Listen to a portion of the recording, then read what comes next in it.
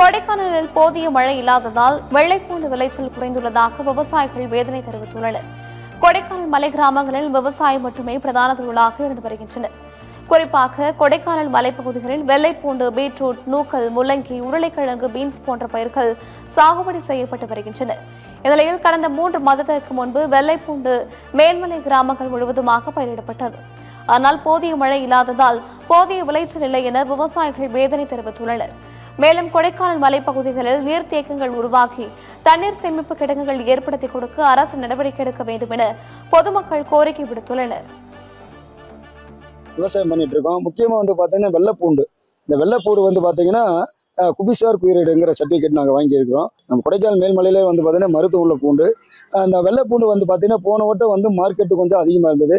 இந்த வட்டம் மார்க்கெட் 100 ரூபா கம்மியாயிருச்சு, சரிவாயிருச்சு.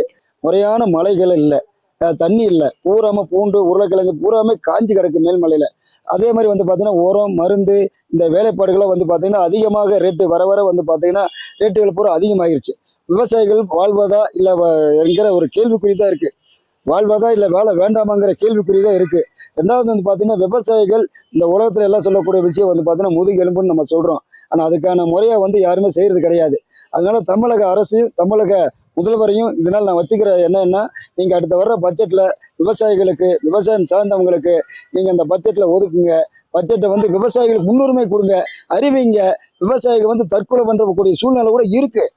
அதனால காலத்தின் சூழ்நிலை பார்த்தீங்கன்னா ரேட்டு கூடுது, கம்மியாகுது. உரம் மருந்து விலை கம்மியாச்சுன்னா கூடிருச்சுன்னா ஒன்றும் செய்ய முடியல. அது மாதிரி இந்த இருக்கிற கால சூழ்நிலையில் பார்த்தீங்கன்னா விவசாயிகளுக்கு உங்களுக்கு அந்த வெள்ளைப்பூடை நிர்ணயம் பண்ணுங்க. ரெண்டாவது பார்த்தீங்கன்னா விவசாயிகளுக்கு நிவாரணம் அறிவிங்க. இந்த காலத்தின் சூழ்நிலை அறிந்து நிவாரணம் அறிங்க. இது தாழ்மையுடன் முதல்வரை கேட்டுக்கொள்கிறேன்.